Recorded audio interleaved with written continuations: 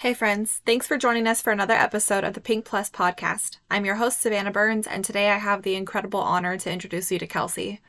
Kelsey shares her heartbreaking story about losing her daughter before she even met her. This episode is raw and gut wrenching, and I'm here to give you a trigger warning. We do talk about child loss, pregnancy loss, abortion, and suicide, so please take a second to prepare. Welcome, Kelsey.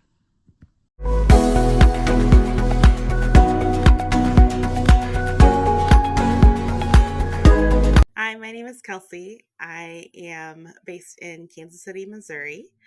I grew up the first 10 or so years of my life in Kansas City and then switched over to Chicago to be with my family the last 8 or so years. And the experience that I had in Chicago really fostered my love for reproductive rights. But it wasn't until the death of our daughter Hope that I really became a reproductive rights warrior.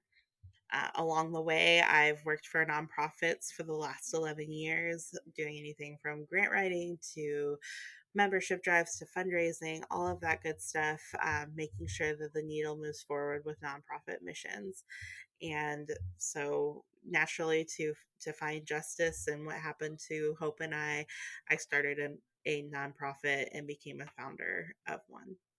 So, reading your story was so heartbreaking. I can't even imagine all of the heavy stuff that comes with pregnancy anyways, and then having this tragedy happen to you.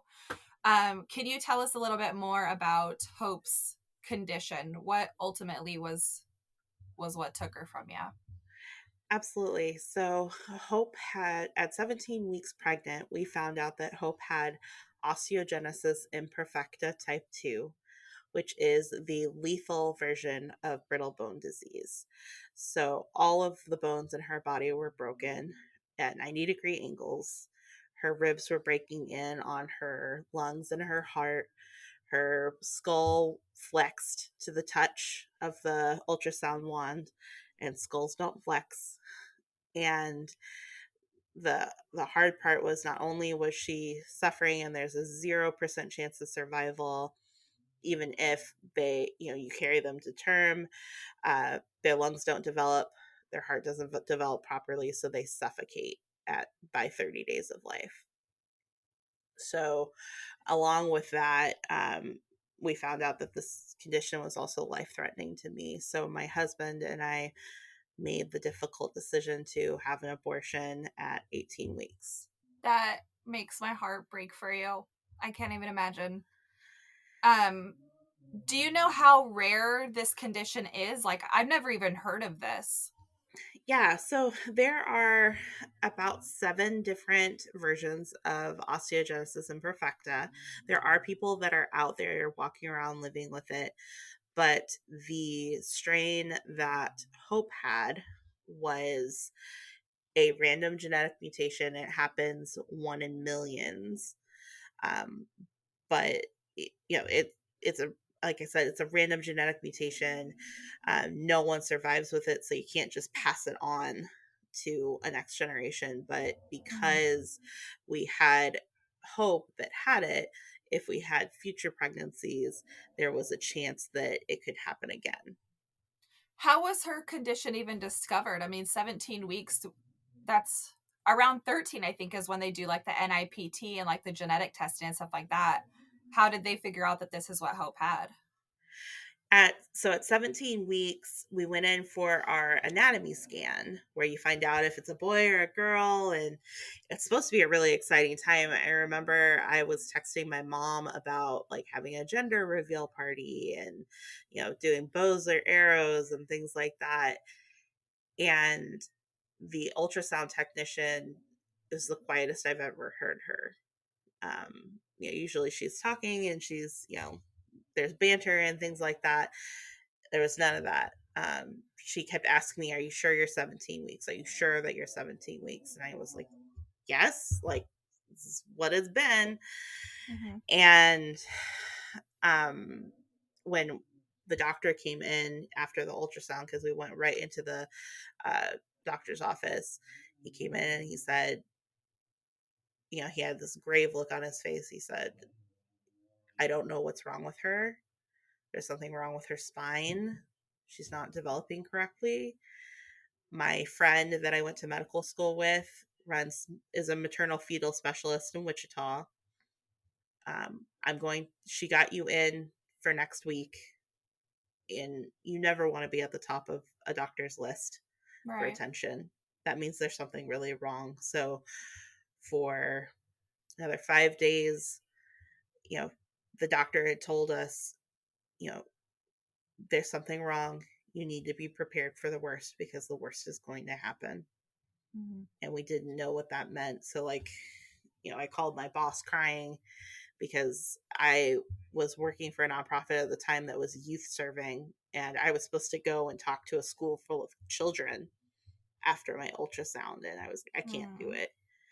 Yeah. Um, so the following week, we went to the maternal fetal specialist where they have more advanced equipment so far as ultrasound goes and things like that. And that's when she went frame by frame and showed us every single broken bone in her body. I kept being like, you're measuring her whole arm, right? Like there's an angle because clearly that's her whole arm, right? She's like, no, this is just her, this is just her, her long bones. And that's when we found out that it was a girl, which my husband just broke down bawling because he always wanted a little girl, and this was it. um so if you've ever seen a 6'5" man cry before, it's like watching a giant cry. Yeah. And um they went through the ultrasound took about 2 hours to go through everything. They told us come back, go eat lunch and come back, and it's like, yeah, sure. Yeah, I think I lost my appetite by now, but thanks. Yeah. Like clearly there was something really wrong, and they called us back. It was less than 30 minutes, and the doctor came in crying. And sorry. No, it's okay. Get it out, girl. um, so the doctor came in crying, and she put her hand on my leg and she said, "I'm so sorry.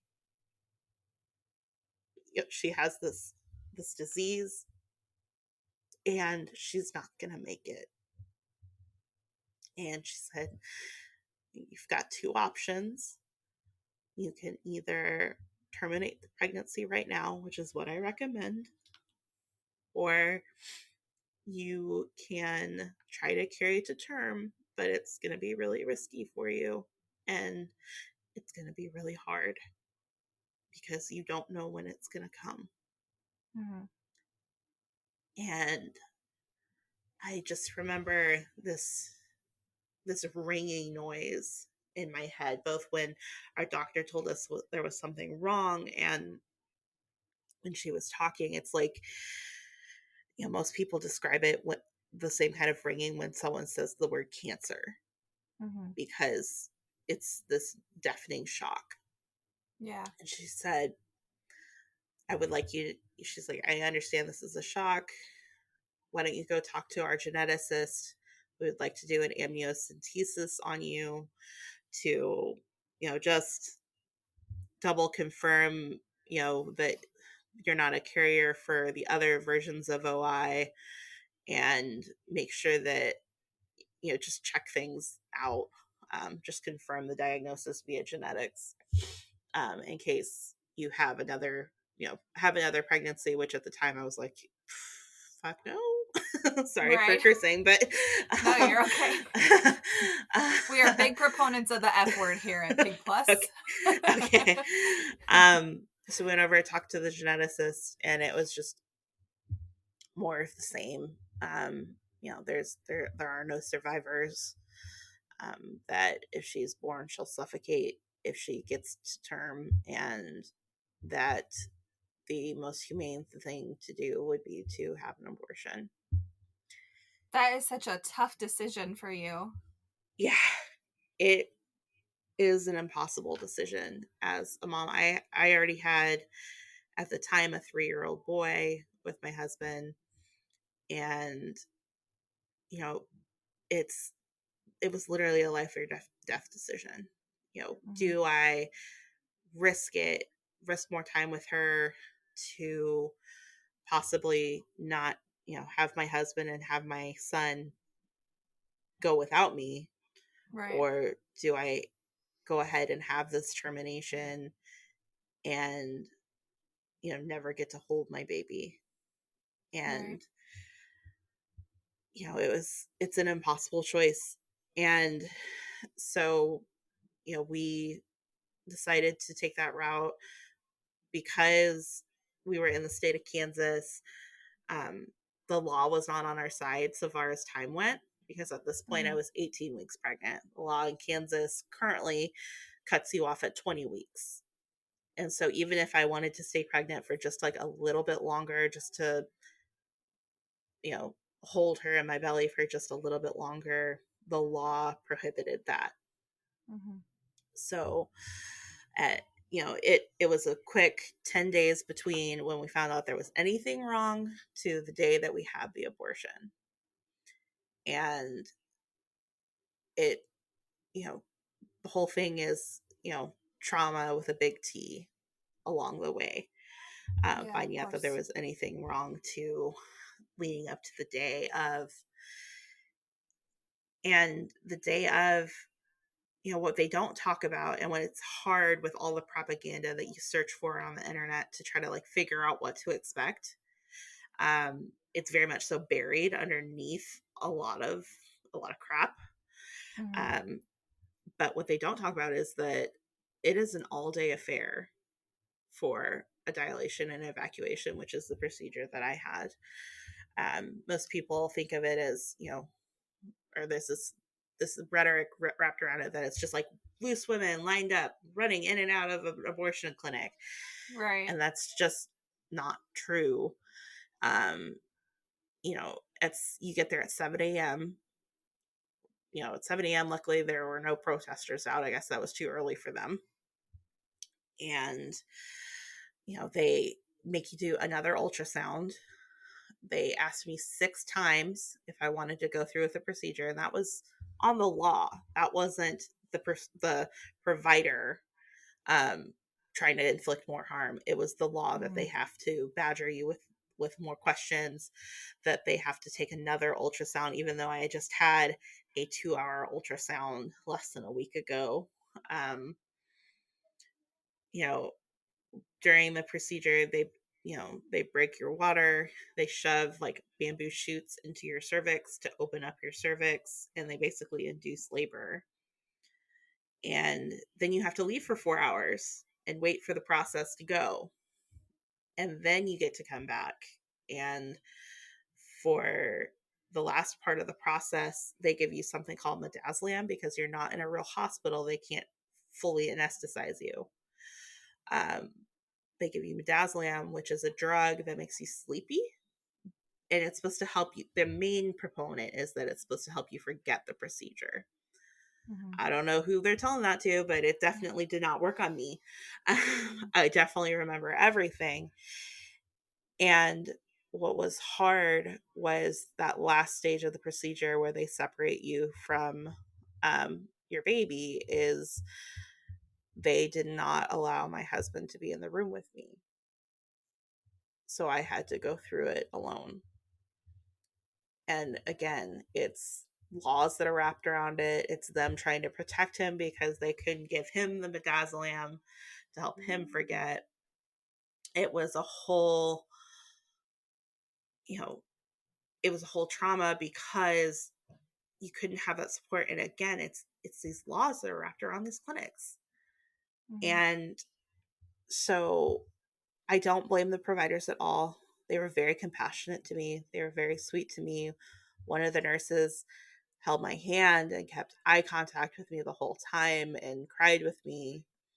And they gave me a card with her footprints on it, as well as they gave me a blanket that they held her in. But because, because the midazolam didn't work, I saw everything that happened to her.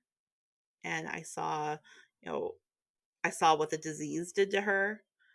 I saw the condition that her body was in, and I didn't get to hold her. And I, it's just incredibly painful as a mother. It, the only way I can describe it or think of it is like if you have a caged lioness and on the other side is her baby. That's what it felt like. And so it's just incredibly hard. I'm sorry to make you cry.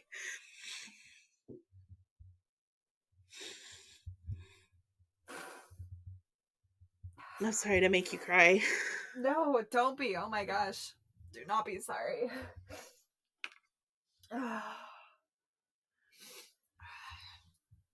Girlfriend, I cannot even imagine. Yeah. It's incredibly painful as a mom.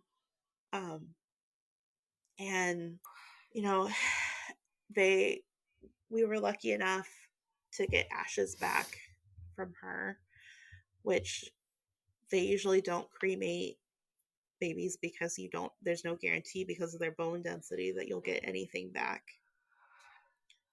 And we were lucky enough to get just a little bit of ashes back from her. And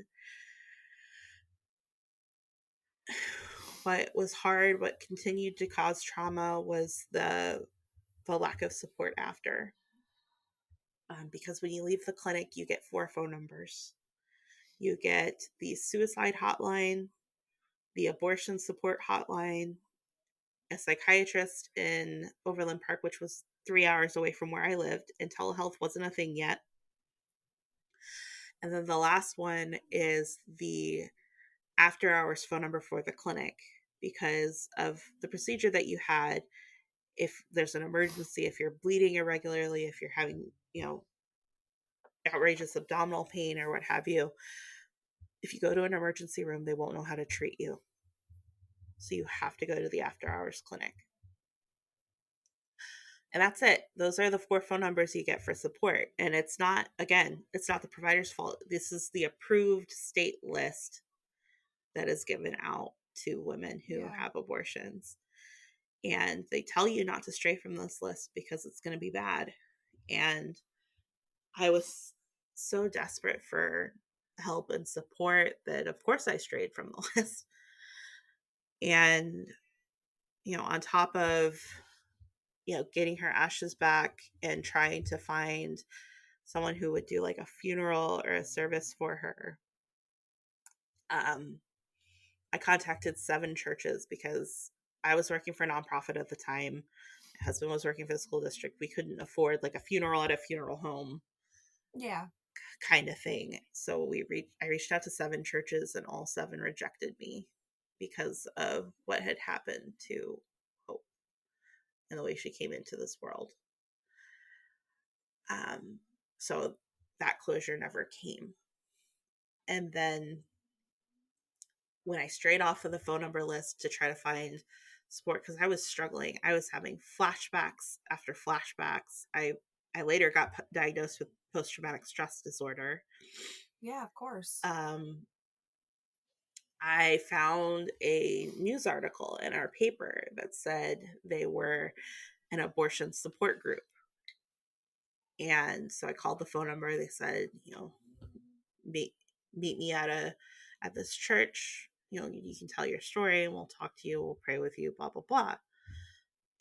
It was a pro-life organization that ambushed me with the pastor. And they basically said, we might pray for your baby, but you are going to go to hell for what you did. And because of them, because of that experience, it took me 2 more months to find like psychology help, psychiatric help. And it was my husband going, you can't sit here in the basement night after night while I'm at work and keep struggling through this, because I was in a very dark place. And so he reached out to them first because I was quite frankly too scared to reach out. And he found someone they got me in right away. And, I've been in therapy ever since.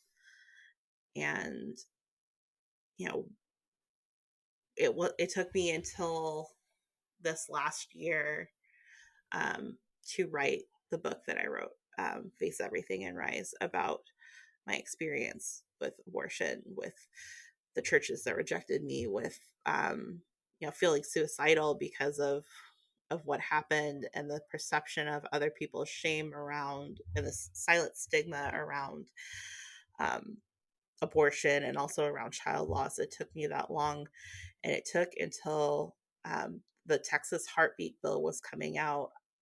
It's like my heart broke open, and it was out of anger and out of just pure need that the book came pouring out of me in 6 months. And I wrote it for Hope, but I also wrote it for me, because while it was not fair the way that she had this disease, and it was not fair that we had to have an abortion, it was also not fair on my end to have to live with what I call the silent scream ever since. I have so many questions. Yeah. And not to go back to like the very beginning of your story, but No, it's something that okay. you said really struck curiosity is you said there was a dilation and evacuation. Yes. And the term that I've always been familiar with was a D and C. Yes. Can you explain what the difference there is? It's just the difference. So dilation and curettage is the D and C, and that's done earlier on in pregnancy. It's a different kind of method. It takes a little less time. It's just a little different. Again, it's hard to find the ins and outs of what happens during these procedures because of all the propaganda that it's buried underneath. Right. But from what I understand, it's less of an all-day procedure than the D&E is. And the dilation and evacuation, because it is farther along and because there is so much, placenta and tissue and things like that, they literally have to like vacuum it out of you. So I want to go over, you said the Texas heartbeat bill, correct? Yes. What exactly is that? Because it kind of sounds familiar to me, but I'm like vague about it. Yeah. So the Texas passed what they call the heartbeat bill, and it makes it so that after 6 weeks of pregnancy, when there's any electrical heart rhythm detection in a pregnancy, you can no longer have an abortion in the state of Texas, which most people don't even know that they're pregnant yet. Right. During that time. And then in addition, they made it so that if you find out that someone leaves the state to have an abortion or has an abortion anyway, that person can have a $10,000 bounty put on them. And this is a bill that just recently passed, like I want to say the last year, right? Within the last couple months, yeah. It was, I believe it was October or November that it passed. And back in June is when they were proposing it and really getting momentum on it. And what's upsetting is that there are several states that are copycatting this bill. And with the conflict going on with Ukraine and Russia, which we're all paying attention to, which we should, 3 states have passed copycat bills while we're not watching. So it's kind of like a sleight of hands. Look over here while this is happening. Exactly. And nice. What's more is that a woman from Texas named Anna recently came out that said, she was 18 weeks when her water broke. The baby was underdeveloped and was dying. And the doctor normally would recommend the procedure that I had to separate her from from the baby. But the thing is that she's in the state of Texas, and that was illegal. Um, so she had to hope that her body miscarried. She had to hope that her body didn't develop a massive infection and kill her. And from what I understand, she survived everything, but it's so unimaginable to have to carry around your dead child in your body and hope that your body can take care of it. And essentially, they were just kind of waiting for her to go into labor, right? To be able to have the baby naturally. Yeah, and sometimes that can take months. I was speaking with a women's group on International Women's Day, and there was a lady who had a missed miscarriage, and it took her 6 months to fully miscarry the baby, and she developed septicemia from it that almost took her life. So that's so gruesome. yeah, it's awful, And and it's happening in our country. I don't understand how people can, in their right mind, expect a woman to carry around her stillborn child Yeah, and just wait for her body to take care of it yeah, and not offer like any sort of help. Like, go home, try to live your life, and we'll see you when you're in labor. yeah. And hopefully your work lets you off for that, with the kind of laws that we've got surrounding that, Yeah. which is a whole other level. But yeah, that is happening right now. And I was lucky enough that at the time I lived in a state that allowed me to get the procedure that I needed. It's being threatened now this summer. They have a heartbeat bill, um, copycat bill that is being proposed to be taken over in Kansas. But I'm hoping to be able to, maybe if I scream loud enough, they'll hear me, and maybe it'll help stall it. Mm-hmm. So you said that you went in for your anatomy Yep. scan at 17 weeks, and I'm not sure if that's standard Yep. for where you live, or if it was just a calendar thing. Here in Nevada, they call it the 20 Hmm. week anatomy scan. So had we had the same laws as you, by the time you would have figured it out here in Nevada that she was suffering and made this decision, this heavy decision, it would Yeah. have already been too late then by Exactly. 20 Yeah. weeks, right? In Kansas, they do it between like 17 and 20 weeks. Um, so it was just, yeah, if I was in Nevada, it would have been, or if it was Nevada and taking that 20-week scan, then it would have been too late.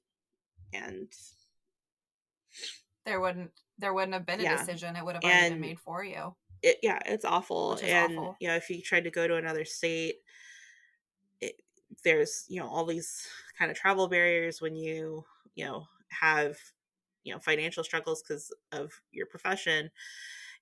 And the thing is that, you know, we were lucky enough that the Kansas Abortion Fund, along with my parents, were able to help us afford the procedure. Because the procedure for a D&E, the cost is $2,400 because insurance does not touch it with a 10-foot pole. Yeah. That's ridiculous. And they need to do better. Not only does insurance not cover a lot of things like birth control for some people or any sort of like infertility meds or anything like that, but then something that's completely out of your control. You're already pregnant, Yeah. so something has to happen. And then to not cover or even touch this already traumatic experience. Yeah. Something, we got to do better. Something needs to Yeah. happen. I This mean, is ridiculous. we also had to prepay for the 1 week follow up because, again, the insurance wouldn't cover a regular follow up visit with this doctor either. So, you know, we that's kind of my whole podium, my whole soapbox, is that we need to do better by women and by people that are going through these experiences. Mm-hmm. Absolutely. So earlier you talked about being a reproductive rights warrior Yeah. now, which I love that term. Now I'm going to start using it. Can you describe what your views before this experience was? Absolutely. So before this experience, I believed in a woman's right to choose. And before this, I I thought of it how a lot of people think of it as, just the whole my body, my choice, the whole um, you know, just the right to choose period and things like that, like very much so surface level. Um Not realizing as a teenager and as a college student the intricacies of what it what it costs to make that choice. um Mm-hmm.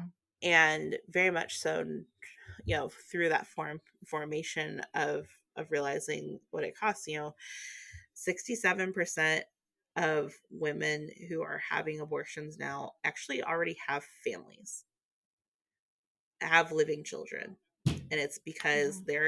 there's something wrong, there's something going on financially, they can't support it, whatever the reason is, there's a a need for it.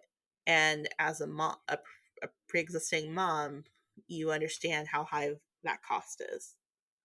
Mm-hmm. And even if you're not a pre-existing mom and you still need the procedure for whatever reason, the fact is that we as women, we as people, because there's non-binary folks, there's transgender folks that also need this healthcare.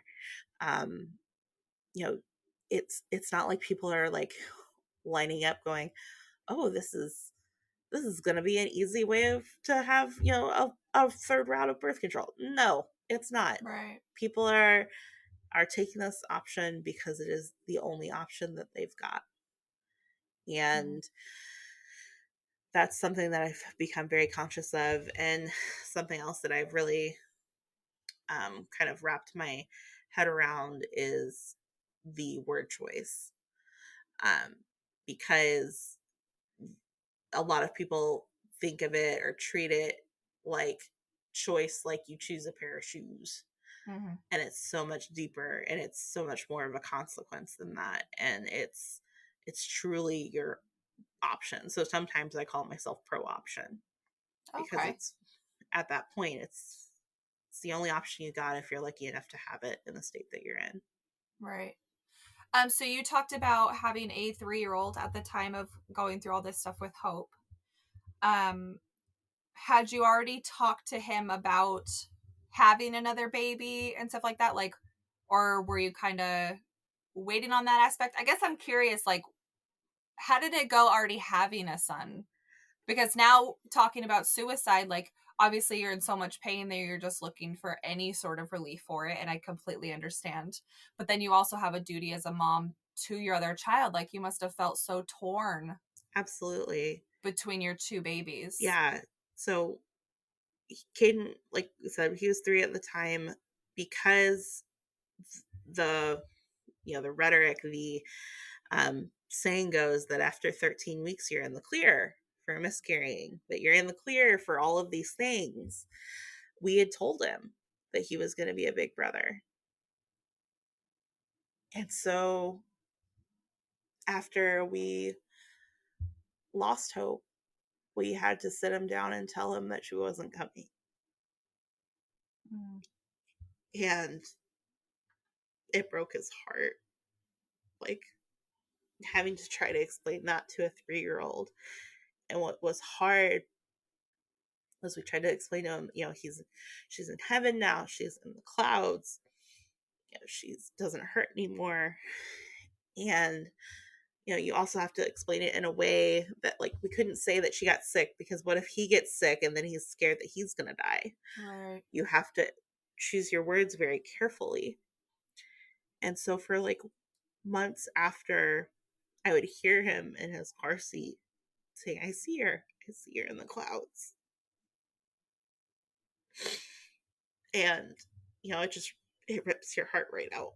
But you know you're grieving, and he tried so hard to be strong for us. um Mm-hmm. I write about it in my book. There's a weekend, before Christmas that my parents took him. And it was the first time he had been away from me since Hope died. And he told my mom, he was constantly asking my mom, when am I going to see my mom again? My mom needs me. My mom needs me. And just kept repeating it over and over again. And she's like, your mom doesn't need you. She's a big girl. And he goes, no, she needs me. She's really sad. And, as a mom, there's so much guilt surrounding that because you tried to protect him from so much.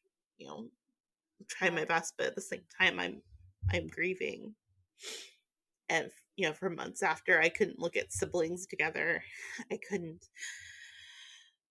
It was hard to look at him sometimes because when you grieve a loss of a child, you're grieving, what happened in the past, with being able to feel the kicks and stuff. You're grieving what's happening now with what should be the sibling time with your son, and you're also grieving the future of what she could have been. And so it's really hard.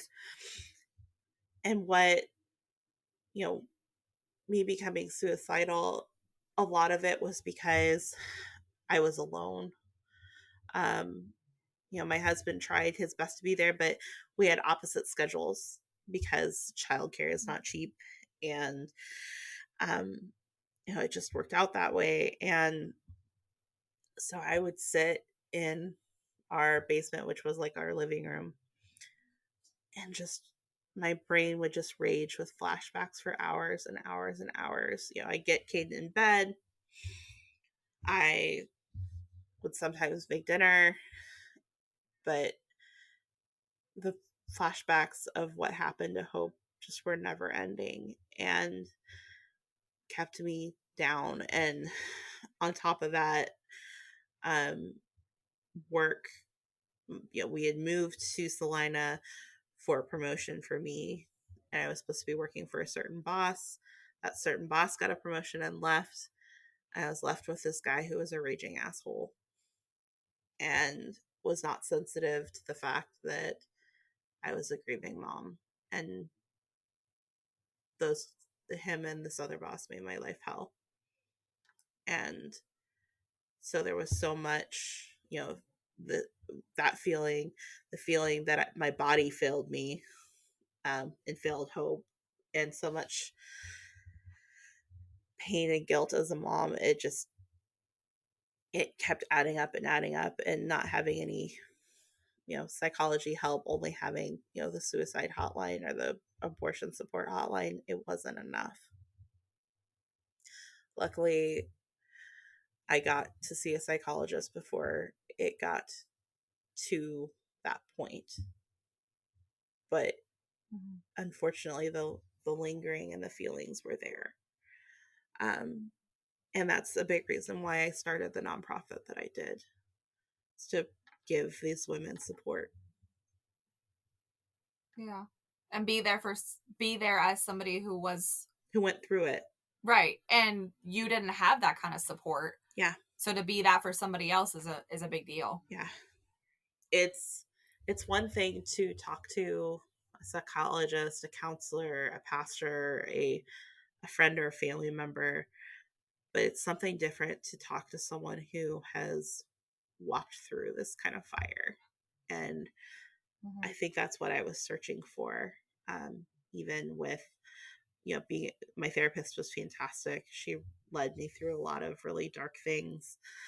But the fact is that I needed someone who had been there and come out on the other side of it. Your 3-year-old is now 8. Yes. And you have another 3-year-old now. Yes. Are you comfortable talking about what it was like for you to be pregnant again after Hope? Yeah. So Ember is our 3-year-old, and she was a surprise. She beat birth control. And she is every bit lives up to her name as a firecracker. And the thing is that because it was, you know, in my perception, it was my body that carried, and for the longest time, I felt responsible for what had happened to Hope so far as her genetic condition went. It was incredibly triggering. It also didn't help that when you're pregnant, you have to come off of all these medications. So all the things that stabilized me, I had to rip out of Mm. my brain again. And it was incredibly hard and scary. We didn't tell anyone for weeks and weeks and weeks, and we got special genetic testing early on to make sure they took the blood samples from Hope and I and made sure that Ember did not have the same disease. And I remember just bawling with relief when we found out that the tests were negative for that disease. Yeah, of Um, course. you know, before, our son, our 8-year-old, had clubbed feet when he was a baby. And we thought that was the hardest thing because, he had to have toe to hip casts and he couldn't curl up like a baby does and things like that. We thought that was the hardest thing you could go through. And boy, were we wrong. Um, but after what happened to Hope, anything that would have been a challenge with Ember didn't seem like it was going to be nearly as bad. Mm. But it still felt like a time bomb with Ember. And what was scary is that I want to say at 20 weeks or 21 weeks, I actually started bleeding heavily with Ember. And I called my husband because he was still working nights, and I was frantic. I was like, I think we're losing her. I don't know what to do. At the time we only had one car. I was like, I need you to come get me and take me to the hospital. So he left. Our friend Brian met us at the hospital and took our son um, because our son was very scared about what was happening to me. There, Mm.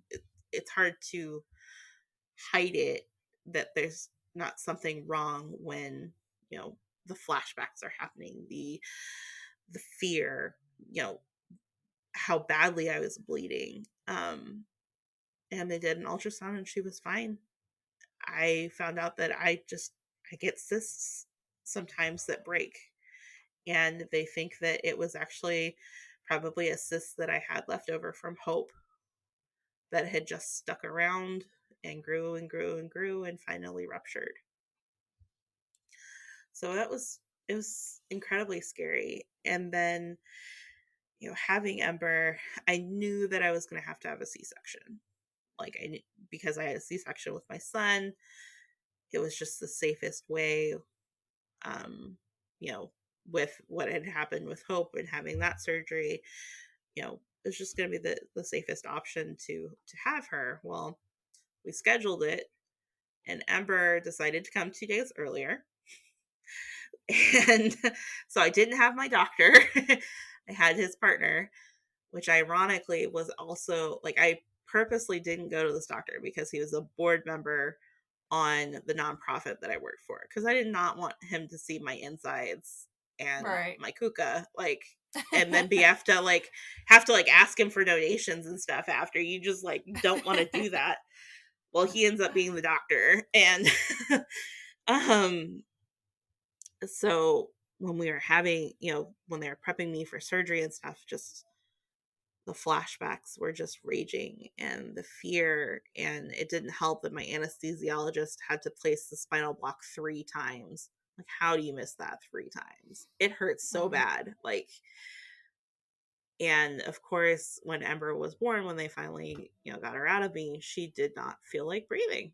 Oh It was no. just one of the things she decided to, among many things that she decided to do on her own time, breathing was going to be one of those. And so, there was nothing that I could do. I was, they were putting me back together, and my husband was panicked. And I was like, go be with our baby. I was like, I'm fine. There's literally nothing that I can do. Mm. I am on a bunch of medications. Like, you need to go be with our baby, because she was like turning blue and purple because she was not breathing. And they rushed her to the NICU, and he stayed with her until they stabilized her. Um, and she had to spend a couple days in the NICU.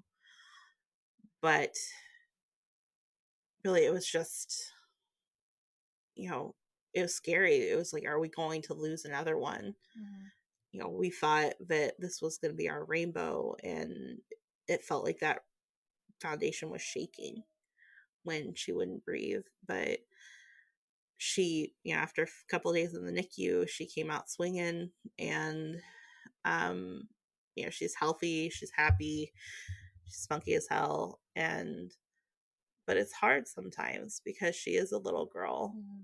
and because Hope would have been 5 this year. And so all of the little milestones that Ember hits are, I'm happy for her. Mm-hmm. But I'm also a little sad because those are what Hope should have had all along. So yeah, that was what it was like to be pregnant with Ember again. It was scary every step of the way, but it's just, I tried to let myself enjoy it as much as I could. They had a rainbow baby shower for me. My in-laws did, and everybody was very supportive. But I made sure when I was having my C-section, I was like, you tie those tubes right up. And he kept being like, no more? Are you sure? And I was like, oh yeah, you just cut that out. Like, we're done. Yeah, can't go through this again. So, nope, no more. I want to take a second to talk about your husband, because this is tearing me up just hearing it as an outsider. And I can sympathize with you being a mom, but I can't Yeah. imagine being a man and having to basically suppress all of this because of what society makes us feel like men are supposed to do. They're not supposed to feel things, right? You have to just Yeah. bottle it up and be a man and be strong. But I want to talk about how traumatic this must have been for him also. What was he able to Yeah. open up to you when you lost hope and be able to be like really vulnerable with you? It was hard for a long time. Just being honest. He was very much so supportive, like walking through the fire with me when we, found out there was anything wrong with Hope. He's the one that helped make the appointments and help, push that along because I was just a wreck. But for him, he grieved the fact that he wouldn't have a little girl. He was the one that wanted to name her Hope when we were on our way back from maternal fetal specialist. He was like, can we please just name her Hope? And I was like, yeah. I couldn't. He was bawling. There was no, not that I didn't want to name her Hope, but there was no saying no to someone who you could hear was hurting that deeply.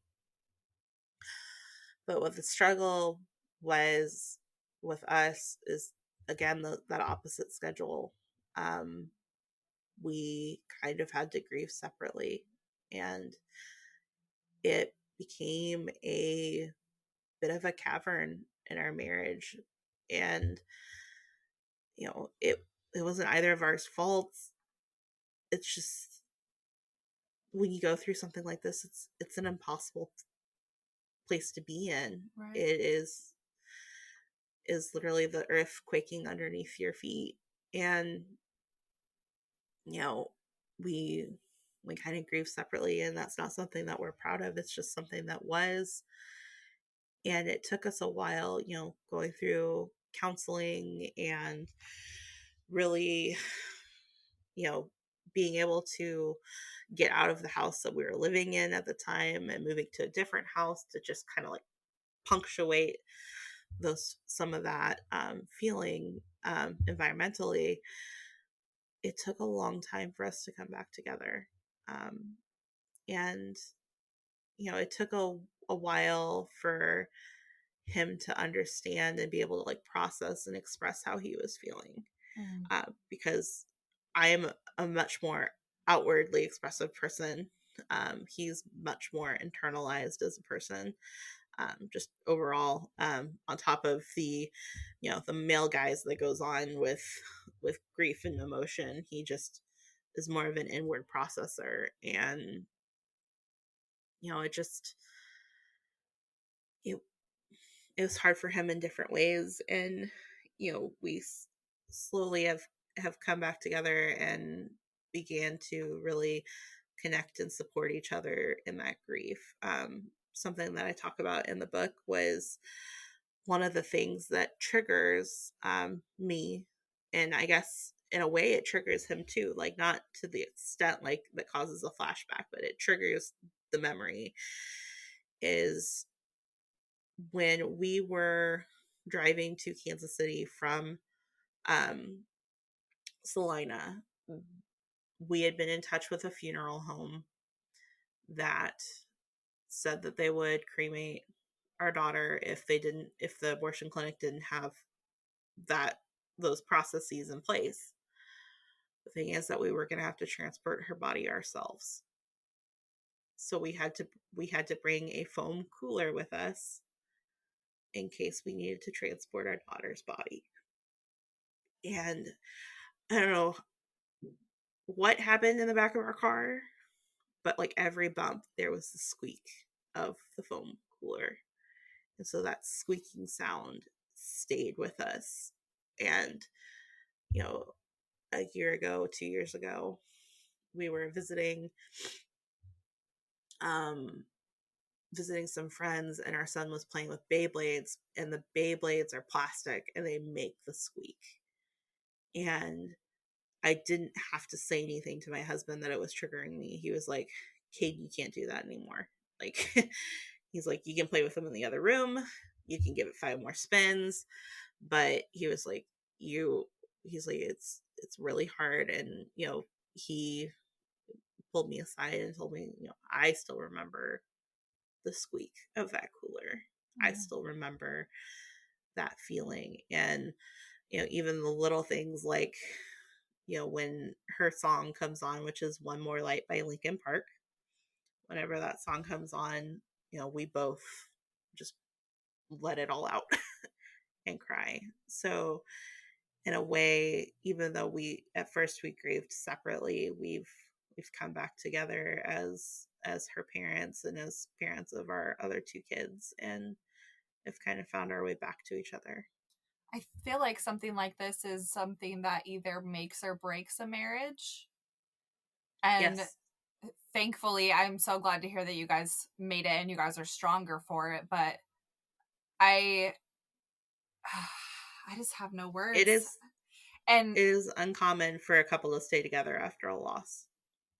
And then the fact that he wasn't even allowed in the room when they were doing the D&E, I understand why, because he wasn't given the medication, and that would probably be very traumatic for him. But is it not just as traumatic knowing that he couldn't be in their room? Like, yeah, there's not an easier way there, at least if he was in the room, you would have him and you guys could lean on each other. Yeah. And, he was not, he was shook up in a different way than I was that day. And one of the things that my parents made sure of was that my dad actually went with us to the clinic, because my dad is a big man. He was a lineman and football player. He fills up a doorway. And it was twofold. It was to make sure that the protesters didn't mess with us coming in and out. So between those 2 giant men, I heard murmuring, but I didn't hear anyone screaming at me.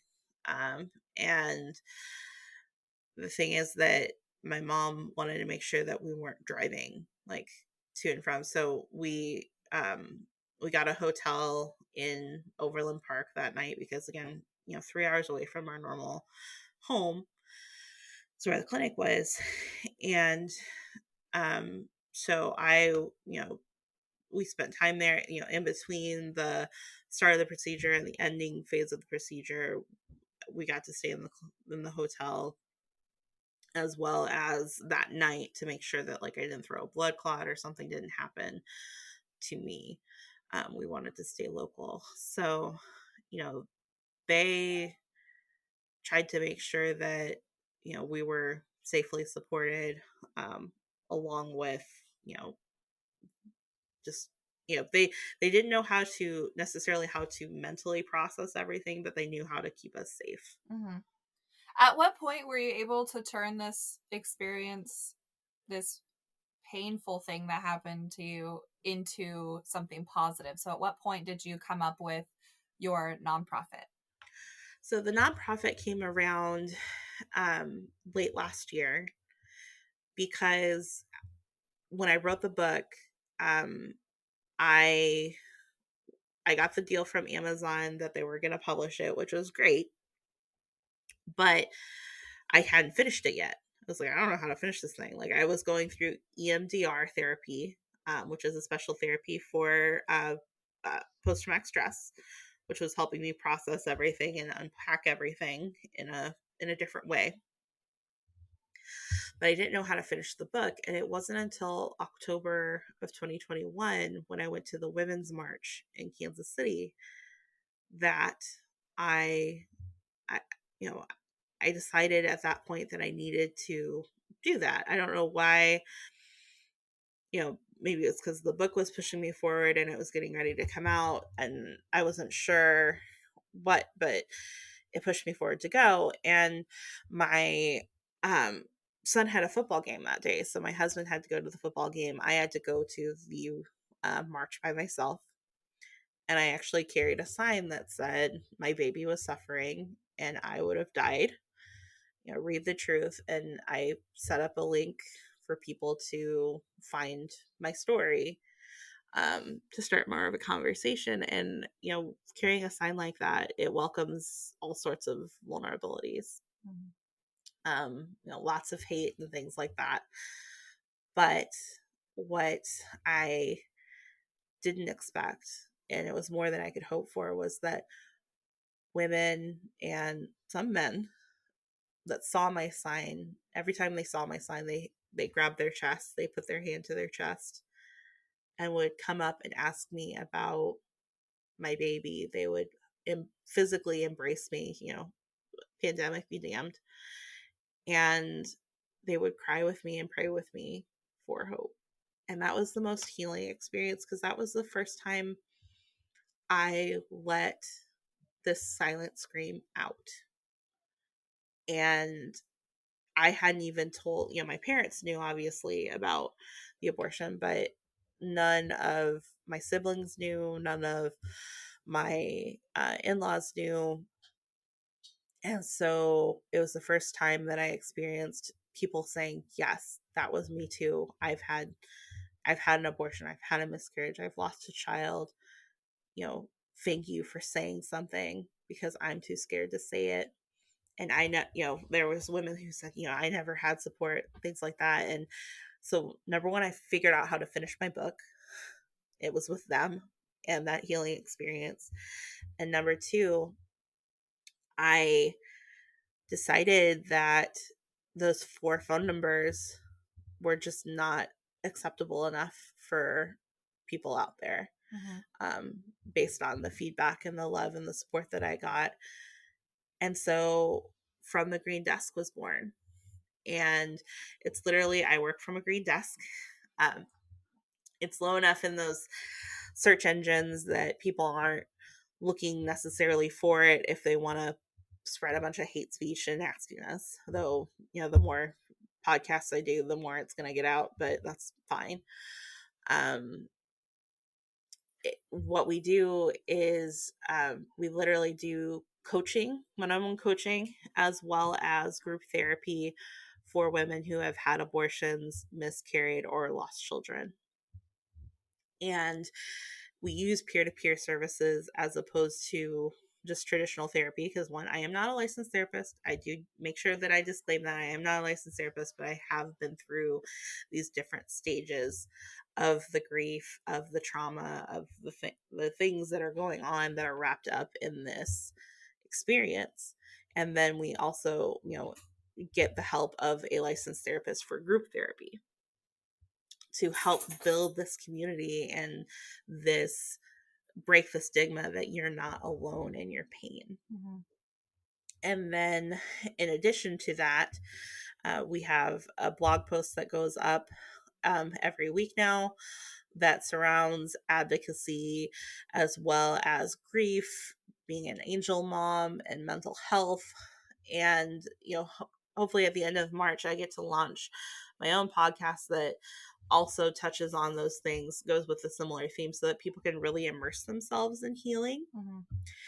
And then finally, coming in April, we'll be launching narrative meditation, where I take people through prompting and writing down their trauma and unlocking those deeper pieces so that people can express how they're feeling to others.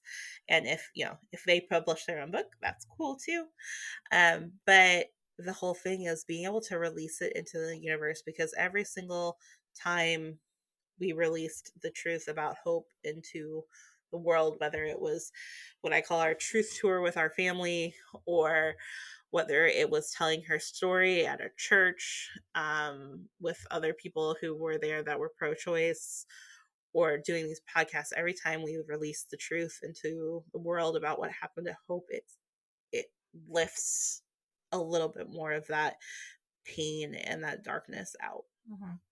I want to circle back to something you said where you were at the march and people were coming up to you and either empathizing with you, or you said praying with you. After your Yeah. experience with 7 churches rejecting you, I can't speak for you, but I know that I would be one bitter asshole if a religious Yep. organization rejected me after my pain. And then you had this pro-life group ambush you when they were supposed to be supportive also. Yep. Like, I don't want to ask, like, are you religious? But, like, how do you feel about religion now after being treated that way? And then, thankfully, you had good people of faith praying with you. Like, what are your thoughts about that? Faith has always been a rocky journey for me. I identify as Jewish, for the most part with my beliefs. But you're right. After 7 churches rejected me, after being told I was going to hell, things like that, it was really hard to see the good in faith like that. Yeah. But what, it's taken me a long time to kind of meander my way back to even believing that there is like a loving God out there. Because, if there was a loving God out there, how could they let that happen to Hope? Mm-hmm. How could they let that happen to my son and make us, my son grieve like that, and things like that. It's been a very, very long road, and I still have problems with it, to be honest. I still have my resentments and my fear. But what I've also found is that for people of faith to pray for you, that is their act of love. Mm-hmm. And to see it as their act of love, as opposed to seeing it as their act of just, faith and judgment and things like that, Mm-hmm. has helped me come around to, um, you know, that those kind of actions and things like that. One of the things that we were fearful for because of 2 of my brother-in-laws are pastors for churches. Okay. So when we came out and told everyone that, this is what really happened to Hope, we were fearful of their reaction. But ultimately, that side of the family were the ones that gave us the most closure when it came to her death, because after she died, I was clearly still grieving. They actually made sure they they all pitched in and bought a magnolia tree for her and made sure to plant it so that you can see it from the family dining table. So every single time we have a family meal with all of us, she's there. Mm. And they, you know, we, my husband and my son and I stood by the tree, and they all made a circle around us and prayed for us. And at the time, it was really hard to accept, but it's just been the process of realizing that that is their expression of love and being okay with receiving their expression of love. Did you have a lot of support when you came to them with this idea of from the green desk? Um, well, it started out because of the book. That's when we knew the book was coming out soon. We did our truth tour and talked to everybody about it, and everyone was super supportive because everyone was wondering what I was working on, Mm-hmm. because I would post updates, wrote 15 pages today, wrote 20 pages today, things like that, but didn't say what I was writing about. And so, you know, eventually their curiosity broke with us telling them. They were very supportive, and they were very loving. And um, you know, when I told them that I wanted to start this nonprofit to support other women, they were like, well, if there was going to be someone who was going to start this, it's going to be you, Mm-hmm. because of my history with nonprofits and because of my, fortitude with hard situations. So it was cool that even though, it's a hard subject matter, it's a dark subject matter, it bends what they traditionally thought about abortion as incredibly religious people. um, to feel their love and support is really special and definitely appreciated. What's something that you wish you had known before you started your nonprofit? Was there any like hard lessons that you could have really come in handy to know before? Setting up a 501c3 is a pain in the ass. I'm not going to pretend to know what that is. So that's something that I'm still working on. So as a nonprofit, I am not accepting, I technically can't accept, like, I can't apply for grants yet and things like that until I get my 501c3 status. And I still call myself a nonprofit because I am not receiving any kickback for any kind of services that we provide. Mm-hmm. They're free to women, or folks that need them. So 501c3 application is a pain. I also, throughout this whole experience, my biggest advice to women and to others that have been through experiences like this is, don't wait to have your truth tour. Say what happened out loud. Mm-hmm. Sooner rather than later, because it literally sets you free when you're able to tell the full story. You don't have to constantly worry, are they going to find out what really happened? What if they find out what really happened? What if they don't love me anymore? What if they shame me? What if they disown me? What if? And that all piles into this perceived shame that you give them, because you don't give them the opportunity to tell you if they're ashamed or not. Mm-hmm. And what was beautiful about my situation is that they weren't. So in addition to having your truth tour, what are some other resources that you can recommend for women who are grieving loss? You said you see a therapist there in your area. Was there anything online that helped you in addition to those 4 pathetic phone numbers? And I don't mean like their pathetic numbers, but just the fact that there's only 4 for such a traumatic thing is mind-blowing to me, and that you're not supposed to veer off the course. Like, no, that's not how the internet works. Yeah. I would say, right now there's not a whole lot out there. And you kind of have to find your balance between grieving mom blogs and Instagrams and things like that, and not having those. because it can be triggering. Mm-hmm. As much as they're trying to be helpful and trying to be supportive, the fact is that it can still trigger you, and I still struggle with that. Mm-hmm.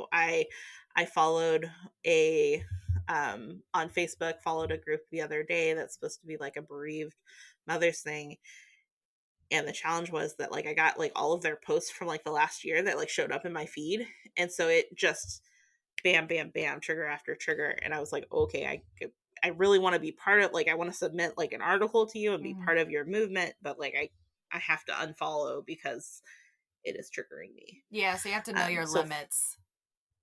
yeah, find your balance, as well as make sure that you build your tribe sooner rather than later of folks that are grieving. There's a really great nonprofit that's out there, and it's in the Kansas City area, but they do digital things right now. It's called My Angel Lives, and they do bereaved mothers brunches every month. So, and right now they're digital because COVID, but it allows you to have normal conversations, cry if you need to, but have someone else stand next to you that's been through a similar kind of fire. Not no two are ever going to be the same, Mm-hmm. but it helps if you have someone who has some of the same burns that you do. What's something that people need to know about pregnancy loss? Make sure that you ask the mother how they're feeling, and then lean in when you ask. Don't lean away. Don't Mm-hmm. brace yourself. Don't try to tell them how they're feeling. Make sure that you ask them, you acknowledge the loss, and you lean in to whatever they're going to say. Because pretending like the baby never existed is trash. Mm-hmm. Pretending like try my friend used to try to be supportive in the way of saying, do you want to wallow in this, or do you want me to say something good? And like that kind of checkpoint, even though it was a little harsh, that checkpoint of how can I comfort you today, Yeah. whether it is giving you something to distract yourself or leaning into this pain, helps. Yeah. So asking them what they need, giving them that choice, and then creating space for them to feel that way. Exactly. Okay. So you said your book is on Amazon. I want to make a link Yes, for that for the episode description. And then also you have the podcast coming out, you said at the end of this month. hopefully. It just depends on the bandwidth. Is that going to be called From the Green Desk also? So the podcast will actually be called The Silent Scream. Okay. And then where do you plan on releasing this so people can find it? Hopefully at the end of this month. Yeah, exactly. The intention is to release it on using podcast.co, which spreads it out to all of the different platforms, Spotify, Apple Podcasts, and all of that good stuff. Okay. So, Perfect. um, something additional, if people feel like um, helping make some changes with some of these laws that I've described, I'm doing something called the 50 States Challenge right now. And there's a link on our website from thegreendesk.com. But my goal is that by summer, because between May and August, there's going to be a lot of legislation that goes through so far as copycat heartbeat bills and things like that. My plan is to print my book at cost and mail it to every single senator, governor, our president, the Supreme Court justices, physically get the copy of the book in their hands to say, look, this is the narrative that's happening. Mm-hmm. You are punishing people, not statistics, and this is what happens when you wrap the laws around these clinics like this. And my whole thing is, maybe they'll never read it, but the thing is that I am a pained mother who is also a reproductive rights warrior, who is putting this in your hands. and your choice to read it or not, to read it and then make a decision anyway, is a testament to their humanity. Mm-hmm. Not Absolutely. just, here's a statistic about people who are having abortions. No, this is a human being that is telling you what happened to her, and you are making that decision based on your humanity at this point. And I genuinely hope that your book falls into whoever's hands it needs to make a change. I have my own views with like pro-life, pro-choice and stuff like that, but I feel like your story has even changed the way that I see things. And I'm not even a powerful person. So I hope that it finds its way to the people that can make a change. Because some of this stuff that you're telling me is atrocious. And yeah, not even just like at the state level, but like when you were talking about the clinic and how they kept asking you 6 times, are you sure you want to do this? Are you sure you want to do this? Like, I get when, if you have people that come in and they're a little wishy-washy, they're not really sure what they want to do. And I understand that. But when you look at your patient chart and you know the history, those questions don't need to be asked 6 times. Yes. You've already had to sit and think about it for days at a time. And it's not a decision or an option, like you said, that you want to have to choose. So then to have to re-explain to 6 different people that this is what I have to do, that's not okay. Things need to change. And I'm really honored that you sat down with me today to talk about this and the changes that you would like to see made and your own steps in getting to that point. Thank you. I really appreciate having the platform and the forum that you welcomed me on to tell the story. Absolutely. And you're welcome back anytime if you want to talk about something else, or if you want to give me some links, this is what I'm doing, this is how I'm changing things, whatever is the next thing for you on your journey, please let me be a part of it. I am 100% behind this. And if you want to send me links or anything for me to post on my own social media, I'm all for it. That sounds great. I'd love it. I'm hoping in May, in tandem with the Without Us strike, to have a showcase of women who have had similar reproductive rights challenges to what I have, as well as domestic violence, and have us all stand up and be able to tell our stories in a showcase. So I'll definitely send you the link once that's all organized and ready to go. So that way, people can Facebook Live in, or they could be there in person. Perfect. I love it. Is there anything that you wanted to say before we wrap up? Is there anything that I missed or didn't ask about that I should?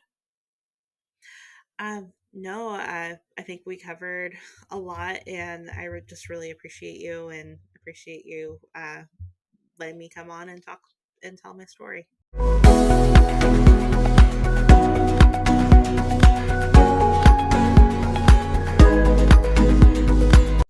Going into Kelsey's interview, I knew a bit about her story and knew it would be a hard episode to record, but I was not all prepared for how gutting and powerful her story really is. She turned something so dark and unbelievably painful into a resource for other women who are also grieving. And if that doesn't scream strength to you, I don't know what does. If you want to hear more episodes from powerful women like her, check out my website, www.pinkpluspodcast.com, where you can find all the episodes, learn about the guests, leave reviews, and more. And follow the show on Instagram @pinkpluspodcast for updates. Enjoy the rest of your Saturday. Catch you next time.